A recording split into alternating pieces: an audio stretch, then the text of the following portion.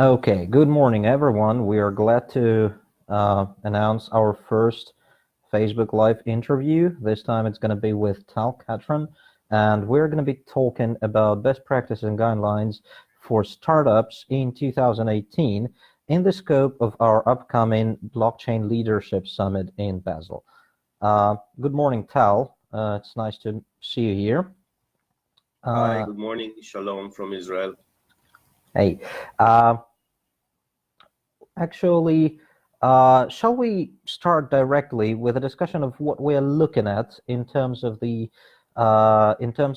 startups of 2018? Actually, would you just probably walk us through of what the market has gone through this year?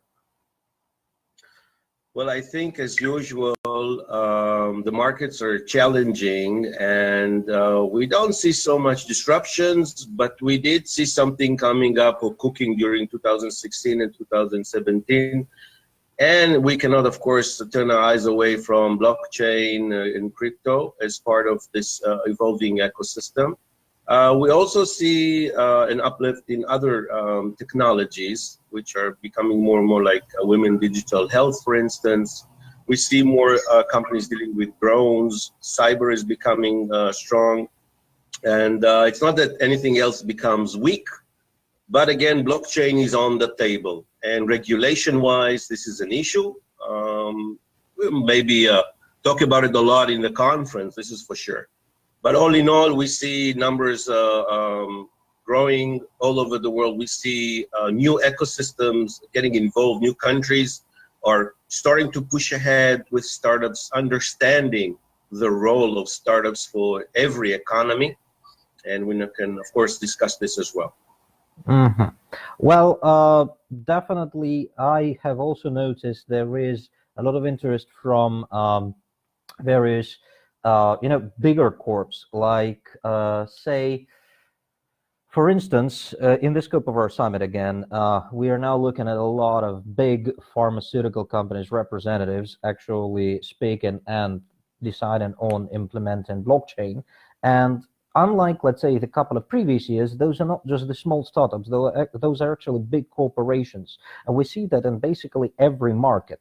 Do you think this trend is going to sustain? Because we all remember, like the 2017, there was a bunch of ICOs, there was a lot of startups using blockchain and somehow introducing an implementation of blockchain in their business model, and they kind of all started to disappear very soon after the fundraising periods or stuff. They did not actually succeed to develop into a business. What we are looking right now at is that the bigger industries are joining in. They definitely do not have the fundraising issue. So do you think this trend will sustain, that more and more professional participants will actually keep joining in? First of all, I think that blockchain has gone over the borders of ICOs and cryptos, of course. I mean, blockchain is now getting into more and more industries. We see that in regards to cyber, we will see it in transportation probably. I mean, we're now renting cars left, right. Autonomous cars are coming into the picture. We see that in the food industry as well. So blockchain is finding and expand. So on that regard, for sure, also on our conference, we'll be meeting companies and conglomerates actually, which come there to look for innovation, which gets to the second part. Although those huge conglomerates companies have ability financially to develop wherever they want from the inside, for sure that if we talk about technology companies that do R&D in the hundreds of millions of dollars a year, still there is an understanding that entrepreneurship or innovation is different than what goes inside the organization, like entrepreneurship, to the part of the outside. And this is why forever those huge companies, regardless of the budget that they have for R&D, will always, first of all, be on the lookout to scout will open their doors to innovation. And this is why we see, acceleration-wise, that the big companies are opening their own acceleration programs directed for the outside startups to come in, to show their technology, to find the match and take it onwards. We see that a lot in Israel. I see it personally worldwide. Yes, that's also what we have heard of many of our participants. So I'll be a bit more particular because the thing is that we have recently announced that our startup competition application was open. So any startup is welcome to apply for taking part in the competition during the summit in November. And I believe we need somehow to, to get a bit more clear on actually what are those guidelines and best practices for startups this year that have been developed, well, let's say according to your experience, either in Europe, Israel, or worldwide. The market is definitely becoming more and more mature. So what are those guidelines and best practices now?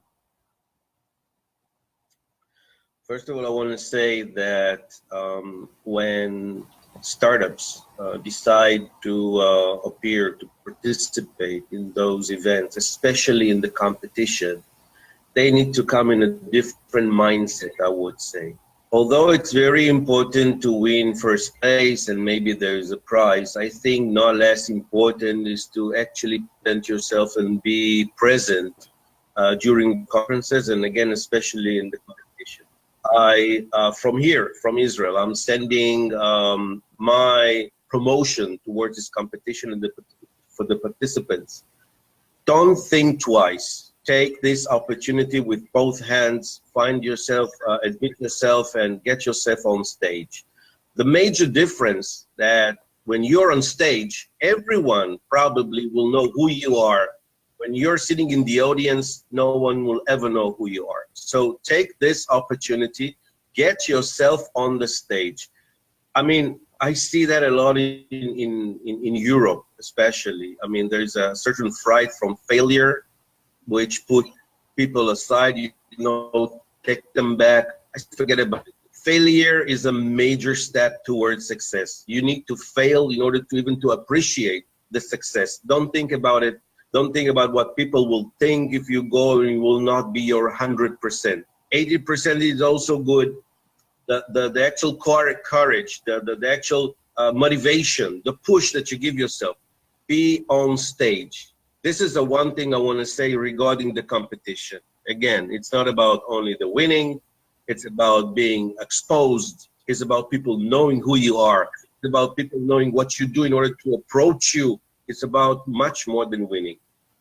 Regarding the guidelines, again, I'm trying here to answer. Are we talking guidelines regarding technology, or what exactly do you mean by guidelines? Well, I mean, if you remember 2016, 2017, there were many startup pitches and presentations. They were all about just, speaking about some conceptual idea. Like, let's say, we will make a flying teleporting taxi. And then they just gave, like a keynote, and that was it. And this level of readiness was enough for the market back then. I'm not even saying that those projects remained underdeveloped. Many of them actually developed into serious businesses. But right now I can see that the market, getting more mature, actually rejects to accept such offers and presentations. People want to see something deeper. They want to see, let's say, some cash flow. They want to see some market value proposition. They want to see some proof of concept, or probably somehow get an understanding of how ready the business is to join the market. You're absolutely right. I mean, as you described, years ago, it was okay to raise $5 million on a presentation. Those days are gone. And I'm not saying it's like always. I mean, there are always exceptions. And if you know how to present your idea in a good, convincing manner, and it sounds brilliant, probably still you will raise money. But more so, we see that investors are becoming, I would say, some would say maybe spoiled. I would say just raising the demand. I mean, their demands is that because they know that if they will give you money right now, probably within 2 weeks, someone else will knock on the door with a much more mature technology, and they will say, shucks, we shouldn't have gave this guy the money. We should have hold back and give this. So yes, you are right. Investors want to see a much more tangible idea. They want to see an MVP at least. They want this MVP to be launched. And as I say always to startups, you are starting, probably most of you are starting to raise money too soon. And the reason I know it is because you don't succeed. And the reason I know this is if I would turn the tables and I would come to you with just an idea or probably maybe a presentation, you will say, listen, it sounds nice, but where is your proof? I mean, did you go out there? Did you trial your technology? Do you have users metrics? Do you have first adopters? I'm not even saying paying customers, but get me close to the paying customers. So the way that we try to do it today, and I can say it about my programs here in Israel, and since I've opened 11 and I'm about to open my 12th accelerator, I know a bit about acceleration, and that is that we now even enter into our programs startups which have a minimum of an MVP, which is a minimal viable product, like prototype. And what we do is we launch it. We deploy it with the customer. We come back with users metrics after 3 months, and then we turn to an investor and say, listen, we have a running technology, still very basic, but it's running. We have a customer that trialed it. We've got users metrics to show you. This is our team. Probably you've just increased your probability of getting the money. And this is what we want. Now, it's not magic, okay? It's not a kind of, you know, smart, this is not rocket science. It's just pure sense. So this is how it works today. Totally agree with that thing, especially the fact that it's not about the magic of getting money, but just becoming a more mature business. Definitely, thank you for noting that. Now, anyway, speaking of attracting funds, I have, in my own experience, helping a couple of startups, you know, in the beginning of 2018 and in the end of 2017, we have noticed that actually there was a period of time, basically about, you know, pre-summer periods like winter and spring, when it was incredibly difficult even for a clear venture or even for a fund to find some investors for the seed round. Basically, the market was kind of dead in quite many locations. I saw that. Do you think the time for big investors for startups is coming back this year, or shall we probably wait for more? Listen, my experience is that aside from holidays, which you have in every country specifically, otherwise, if you have a good idea and you know how to do delivery, you will raise the money. First of all, let's start. Sorry for the language. Raising money is a bitch. It's difficult every day of the week, every second of a day. It's always difficult. Think about it for a minute. You're standing with something which is close to technology, and you're pitching to a person that you have met 5 minutes ago, and you're asking him to give you $1 million. How easy can that be? Or how reasonable could that be? So what I'm saying is, first of all, to forget about everything. And excuse me, investors, if I make you angry right now, but I don't read business plans. I don't know if anyone reads business plans. I personally even don't require to see one. I'm saying for the startups, find a real need, develop your MVP, launch it as quickly as you can, and show it works. Don't think it works. Don't try to think you're changing the world. Don't go like you're, I don't know, God or something. Be humble, be direct, be active, be practical. It's not all about the speaking and the convincing. If you have good technology and it works, if the market is in need of what you're developing, it would fly. People are smart. Investors are like ordinary people, but A, they've got money, and B, they've got tons of experience. And that's it. The thing is that startups need to understand when they sit with an investor is that while they're selling in a way to the, okay, so the deal is simple. I'm giving equity at a startup, I'm getting money as an investment. But for startups, they feel when they turn to investors that like they sell their, you know, blood and soul. I mean, that's their baby, that's their startup. Whereas the investor, he buys a chair, he buys a car, he buys a table. For him, for the investor, looking at a startup, it's an asset. For the startup, selling his equity is like his baby, is like his flesh and blood. This, again, it's a matter of perspective. So if you ask me, money is always there for good ideas. Good ideas and good teams succeed.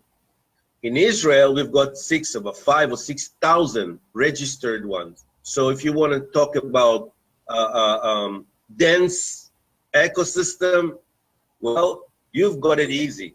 I'm saying to the European, Eastern European, I mean, look at your ecosystems. You're working in between 400 to, let's say, 3,000. Here, everything is double and more difficult. So, but still, you see the numbers of exits that we do. And Israel is known to be the startup nation, not just because of number for startups per capita, but actually from the beginning. Like, this is how we started, like in a way with a CEO, which was a visionary, our founding father, and then the person, our first prime minister actually built Israel. Think about it in a way, we started like a startup. Everything else, well, everything else to do with our culture of taking risks, of not being afraid of failure, of actually learning of talking about failure. But in the end, it's about delivery. You need to deliver the technology, not a PowerPoint presentation. You don't need to walk everywhere with your laptop, and you need to, sorry for the word, spit about on someone your presentation. You don't need. A meeting could be 22 minutes. It's also okay. You don't need an hour. Be direct, be practical, show a business model, show that you know your business. Thank you for that one. I believe it's going to definitely help those startups that are going to be pitching, presenting, giving keynotes, and having some IR on our summit. Now, I'd like to ask you a couple of questions about acceleration before we finish. Now, speaking particularly about European market, what in your experience is the factor for startups and projects to succeed now? And speaking of Israel, what Israeli best practices could be adopted? First of all, as I said, I see the ecosystems worldwide evolving. Personally, I'm much more involved, if you say, like Europe, in Austria and in Italy, and hopefully soon in Switzerland. The rest is I work with the Baltics, some of the Nordics, some of the Balkans. What I see, first of all, that entrepreneurs are entrepreneurs wherever you go, same as people are people wherever you go. What I see maybe different than here in Israel is more to do with the ecosystem. And we use the word ecosystem a lot. And when we talk about the players of the ecosystem, we talk about the academies, universities, colleges, which have the role of teaching. Then we talk about the industry, in a way, the customer for the innovation.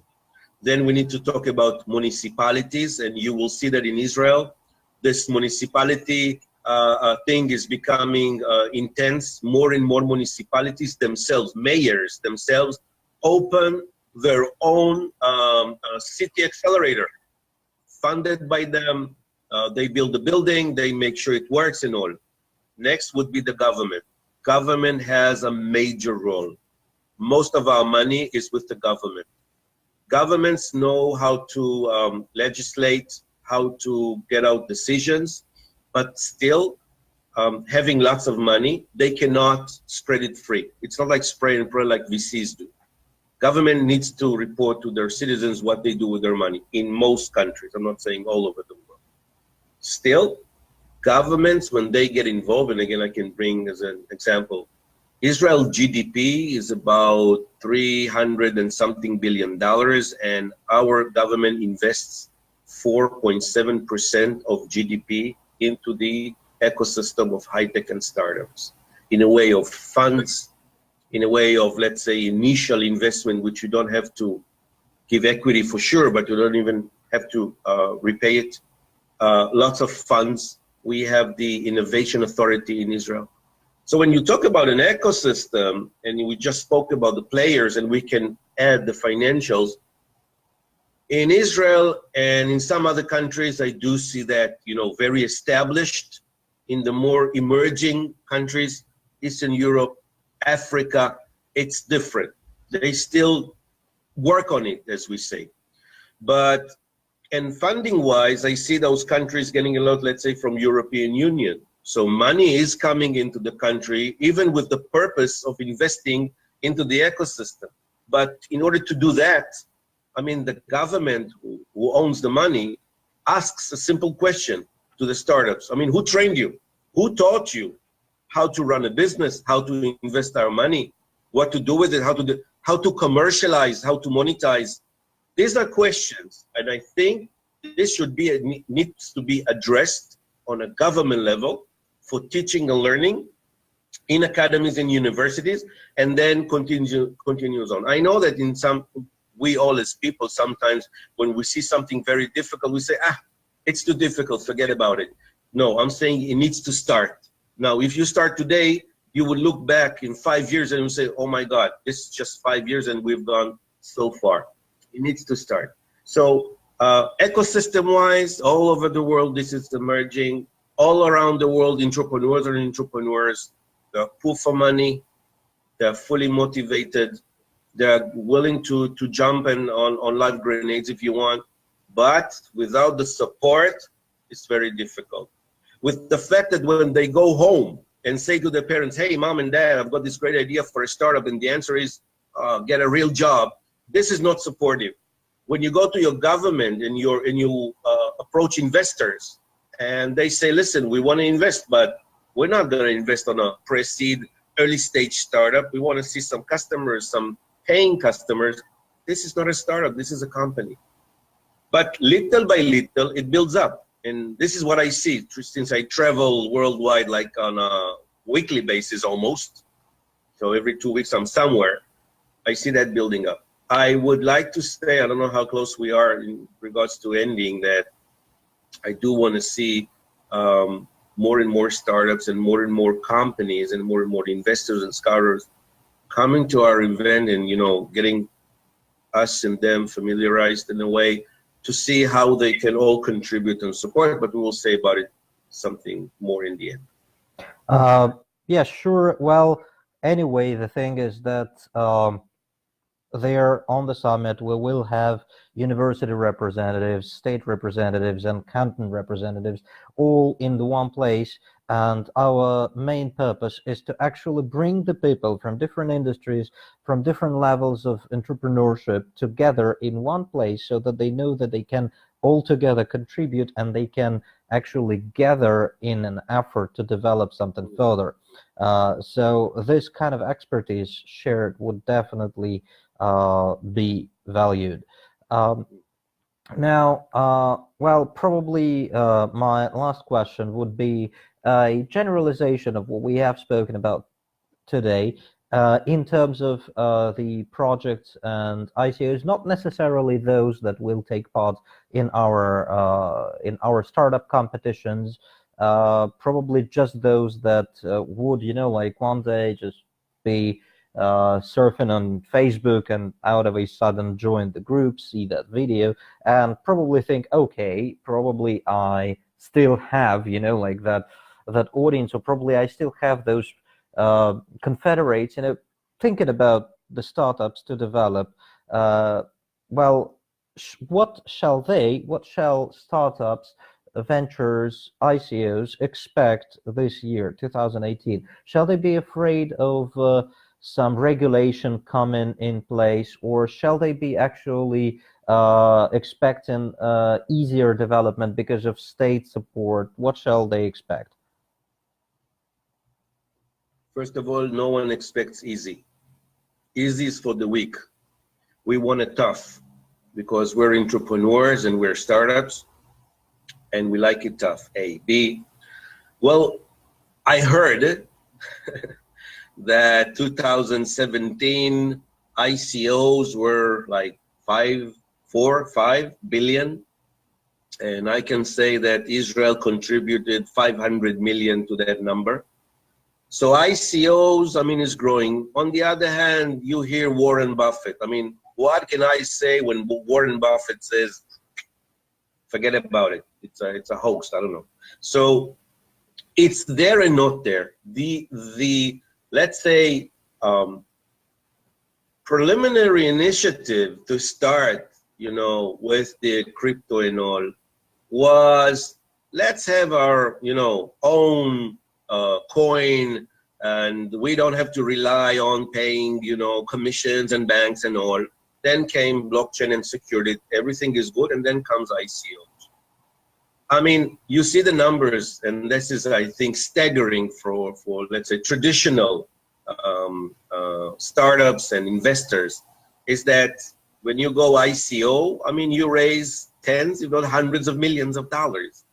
And you don't give any equity. What you give them are coins, okay, are tokens. This is what you give. Very different than what we know. But we know that the economy changes from time to time. We know that a Netscape, I don't know if you remember that browser, okay, years ago, I think it was 1995, he went IPO, and who believed that a company that shows only red, meaning losses, will end up going IPO on the last. I mean, no one believed it. But this is when, okay, economy had a change of way. Now we see it like, okay, so now sitting with investors, well, a startup sitting with an investor doesn't show him a P&L, profit and loss. He's not talking about cash flow. He's talking about potential. He's talking about deal flow. He's talking about how many users I will have. All of a sudden, terminology changes. ICO is going to do the same. Crypto is going to do the same now to the economy. Now, there are those that go for it, and those that are against, who believe that one day there will not be any film in cameras and we'll do everything digitally. And no one believed it. I mean, Kodak didn't believe it. Where did they end up like gone? Okay, so things change. It takes time. It takes people that believe in it. They take a huge market. Probably, I think you heard it was just now in Switzerland, I think, that they spoke about legislation, but and the law failed. It did not pass, but 25% of population wants crypto, wants to use tokens. So this is coming, and alongside comes regulation. So, you know, generally looking at the two ends, I think India is full against, whereas Japan is foremost, and Gibraltar, I think, is leading the world now with regulation and all. So there is a middle. It's not like everything is no and everything is yes. It will come, I think, to something, again, in the middle. And I think that my prediction, although I may be holding one Ethereum, that's my fortune. I wanted to print it, to have it here, to come to the conference with it. Maybe I'll do it. But I think that it cannot be stopped. Blockchain put aside is not, you don't now have to connect blockchain and then say crypto, ICO and all. Blockchain, we see blockchain going into all the industry, all the technology and everything. This for sure, it's just going up. Regarding crypto and regarding ICOs, I think that in a way will move from being a kind of a gimmick to something more serious. We see the numbers being raised. We see hundreds of millions of dollars investing. In a way, it feels like it's gone over the hoax thing. But again, I'm not Warren Buffett. I'm saying what I see from my little view, and this is what I see. Well, anyway, what we're looking for is everyone's opinion, because definitely the market is not just young, it's in its childhood, and definitely it shapes into what we develop for the market. So this is the purpose of our summit. This is the purpose of all the accelerators. I mean, I worked at a couple, and every time, you know, being asked like, okay, so what's the trend, I had to answer, you know, it's like it changes so often. So basically the trend is what you can design right now. This is going to become the trend. Okay, so I guess it was a nice introduction of you to our audiences, of probably us to your audiences, and definitely of the scope of the startup presentation, competition, and participation to our followers and probably future guests of the summit. Yes. I want to say something from me. Sure. I want to say that my excitement from participating in the conference in November comes more from the fact that I really look forward to meet not just technologies, because technologies are developed by people and business is being done by people.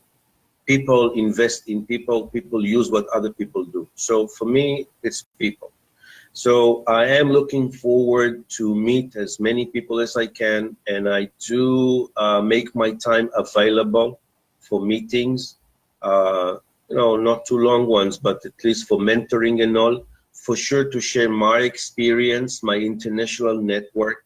And since I work with hundreds, really hundreds, literally, of startups from all over the world, and you can see my YouTubes and my publications and advertising on LinkedIn and Facebook. This is a call out. Do admit, do participate, do come over, do meet us. We are reachable. You can touch us, you can talk to us. It's very simple. You don't have to wait until the conference itself, but be in the conference. And from this, it will echo onwards. This is not a one-time shot. This is an ongoing process. There will be an after conference. Okay, we will stay in touch. Dennis, I want to thank you so much for taking the time, this early time in the morning, and InMind team as well for having me. And hopefully we'll see you all in the conference in November. Yeah, thank you for the great prospect. The pleasure is all on my side.